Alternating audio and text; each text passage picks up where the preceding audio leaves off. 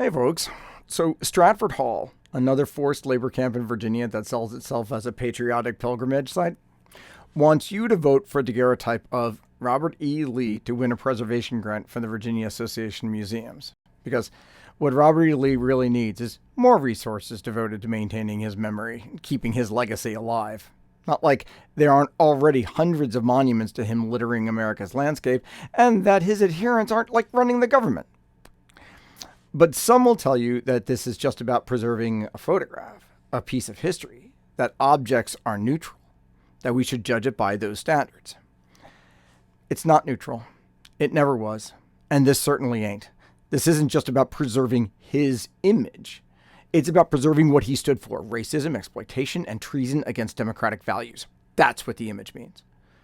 And those aren't relics of the past. They are alive and well and running roughshod over what used to be our Constitution.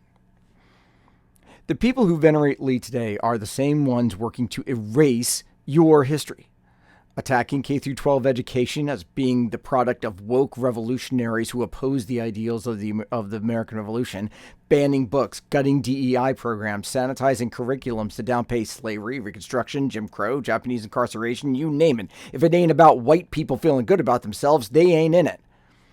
These are the same ones who will tell you that Lee was a reluctant soldier fighting for his home state, not a man who fought vigorously to keep human beings in chains forever. The people trying to control honest history, to actually wipe it out today, are the ones standing on Lee's shoulders. They fly his flag even in their hearts. Meanwhile, another artifact in this contest, it's really cool, is one of the few surviving images. Unlike Lee, who's got images all over the place. It's not like anybody's going to forget what he looks like. But another one of these artifacts is one of the few surviving images of Charles Marshall, an actual force for expanding opportunity. A man who stood with Booker T. Washington. He was a product of the Tuskegee Institute. He fought for black education in Virginia when segregation tried to crush it. Lee spent his life making sure that would happen. If you want to think about stories that need to be told, Google Charles Marshall.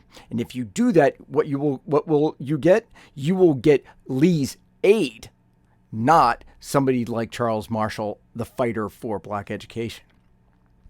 That's what hashtag vote with memory means to me.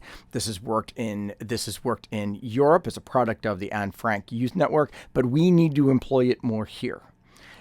And it's not just about in political elections, but in every moment where we get to weigh in about whose history gets uplifted, whose story gets told, who gets to be represented, and who gets buried.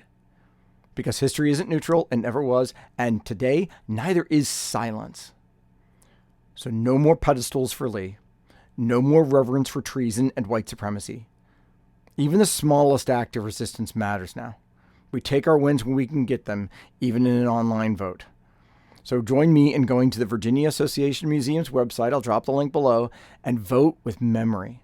Let's make sure Lee never wins again at anything.